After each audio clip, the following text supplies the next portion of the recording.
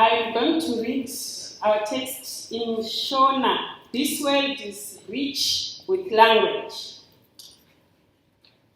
Psalms, Isaiah 28, verse 1 through to 9. Korona inozvikudza yakabatwa vokwaEfraimu, ine nhamo uye ruva rinooma nokunaka kwake kukuru, riri pamusoro pomupata unoerera wakakundwa newaini. Tarirai, Ishe womumwe ane simba anokurira achawisirwa pasi noruoko rwake sedutu guru rine chimvuramabwe, sedutu guru rinoparadza sokunaya kwemvura zhinji nokukukurwa kwezvese.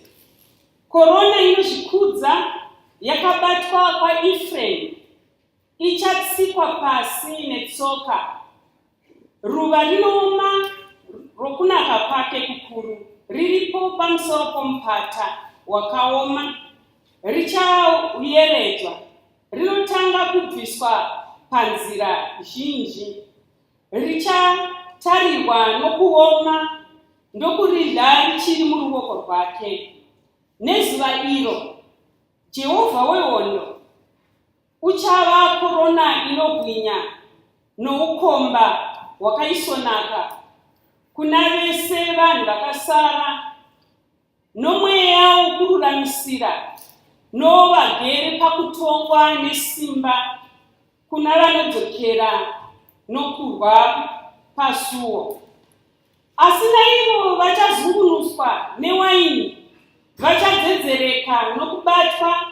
Muprista, muprofita vachazungunuswa nezvinobata, vakamedzwa newaini, vachadzedzereka nezvinobata, vakakanganiswa pakuoma, vakagumburwa pakutongwa, nekuti matafura avo azere namarutsi anosemesa.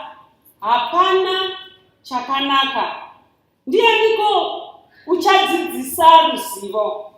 Ndianiko uchadzidzisa kunzwisisa shoko? Ivo vakarurama pakunaka vakabviswa pamazuva avo here. Amen. I will read the text in Spanish. También estos se tambalean por el vino y dan traspiés por el licor. El sacerdote y el profeta por el licor se tambalean. Están ofuscados por el vino, por el licor dan traspiés. Vacilan en sus visiones, titubean al pronunciar juicio, porque todas las mesas están llenas de vómito asqueroso, sin un solo lugar limpio. ¿A quién enseñará conocimiento? ¿O a quién interpretará el mensaje? ¿A los recién destetados? ¿A los recién quitados de los pechos?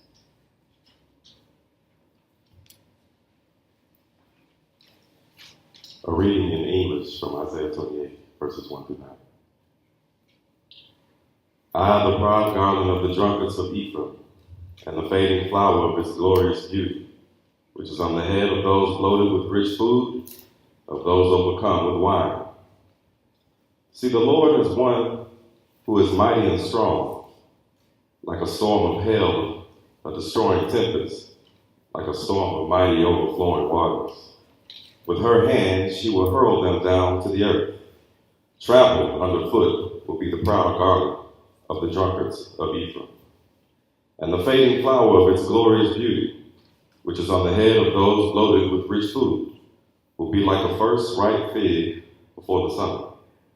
Whoever sees it eats it up as soon as it comes to hand.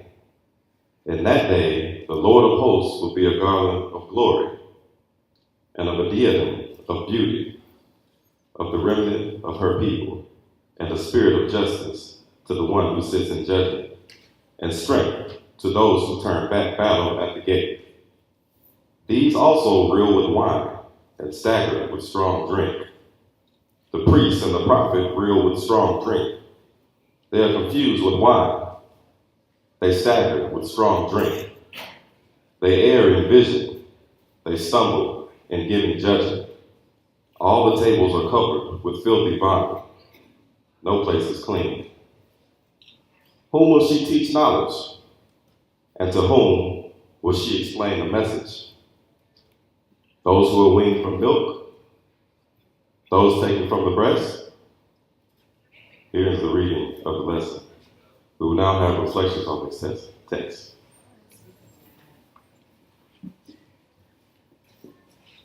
Good morning.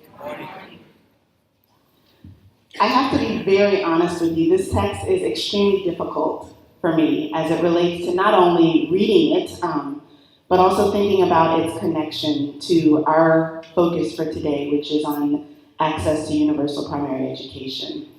But the more that I spent time with this text, and I love the prophet Isaiah, the more that a message became very clear. It seems like we're always looking and pointing the finger at what someone else isn't doing, right? At what someone else isn't being, at what someone else isn't saying, about how someone else isn't lifting up the voices and fighting for justice in particular ways and areas. And so one of the things that I'd like to submit to you this morning is that as we focus on this text and talk a little bit about primary education, and we talk about how God has called us to be agents of justice and to be people who lift up the needs for our sisters and brothers around the world, that we have to be very clear that the prophet is talking to us. The prophet is saying that we have not taken up the mantle of responsibility in ways that we should. It's easy for us to point at the UN. It's easy for us to point at our government. It's easy for us to even point at other people and organizations operating in our context. But I ask that this morning we search our own selves. We think about how we have not taken seriously this call. What have we not done, or how have we looked with self-righteous indignation at certain things? Because the prophet is being very clear in this text about how the people, the prophets, the leaders, the priests, how the other people that have been called by God to do God's work are falling short. So when I think about text as well, I also think that it's not always comfortable, the messages that we are given and the things that come up. So I just ask that we sit with that for a little bit, and sit with that throughout the day in our time here. And for me, when I heard this, I really focused in on verse 9, which says, "Who will she educate? The ones weaned off the breast, the young." Primary education and education in life starts from the time that we are born. And that's part of our parents, that's part of our culture, that's part of our friends and family. But it also really reemphasized to me the importance of primary education, building blocks for what comes for the rest of a child's life. Good morning. Buenos dias. This story touched home, and it took me back to where I come from, which is an island in the Caribbean called Puerto Rico. And I asked questions within my own story as I was listening to the verse. And these questions were, who has access to education? And what is being accessed? I had the privilege growing up to have been able to experience different educational systems, and when I look at my cousin who is 16 and my friends who came after me, the system is changing. And so a concrete example of what is being accessed and being aware of that is we're no longer taught our history. Youth and children who are younger than I am can recite and tell me all about the American Civil War, but they can't tell me about their own history, about where they come from and how we became to be the people that we are. And they're across the board, what I can see is that the importance of education declines. It is no longer cool to know things. And it looks like those who have decision-making power are thinking of education as an expense. But at home, we're trying to reclaim the importance of knowledge. And we say, and I hope you'll say it with me, that education is not an expense. It's an investment in a people. So, amen.